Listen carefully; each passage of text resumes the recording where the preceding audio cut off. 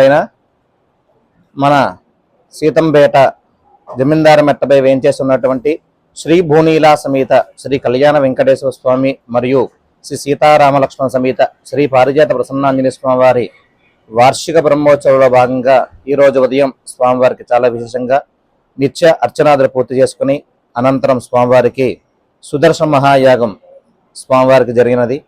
అనంతరం స్వామివారికి తీర్థప్రసాద వితరణ గోష్ఠితో పూర్తయినది మధ్యాహ్న కార్యక్రమం. సాయంత్రం స్వామివారికి తిరిగి 6:30 గంటలకు యథావిధిగా నిత్య హోమ కార్యక్రమాలు నిర్వహించుకుని అనంతరం స్వామివారికి కళ్యాణ మహోత్సవం 8 గంటలకు ప్రారంభమవుతున్నది. కళ్యాణ అనంతరం స్వామివారికి తీర్థప్రసాద గోష్ఠి ఇవ్వడం జరుగుతున్నది. అదేవిధంగా రేపు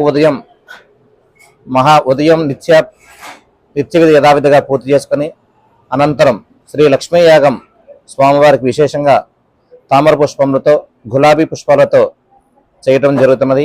అనంతరం మహాపూర్ణావృతి కార్యక్రమం జరుగుతున్నది. అనంతరం చక్రస్నానం స్వామివారి విశేషంగా స్వామివారికి 3 రోజులు యాగశాలలో ఉన్న స్వామి వేడి తాపాన్ని తీర్చుకోవడానికి స్వామివారికి చక్రస్నానం కార్యక్రమం జరుగుతున్నది.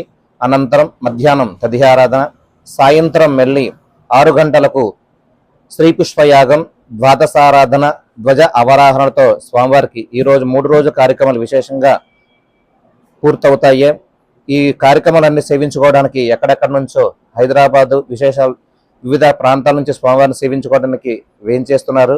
స్వామివారిని ఎంతో మంది సేవించుకొని తరిస్తున్నారు. ఈ విధంగా అందరూ కూడా వచ్చి స్వామివారిని సేవించుకుని తరిస్తారని కోరి ప్రార్థిస్తున్నాం. జై శ్రీమన్నారాయణ. స్వామివారిని సేవించుకోవడం వల్ల, బ్రహ్మోత్సవంలో స్వామివారిని సేవించుకోవడం వల్ల సంవత్సరం పాటు స్వామివారిని ఎవరైనా సేవించుకోలేదో వారిని సేవించుకోవడం వల్ల స్వామి యొక్క కృప అందరి మీద కలుగుతున్నది.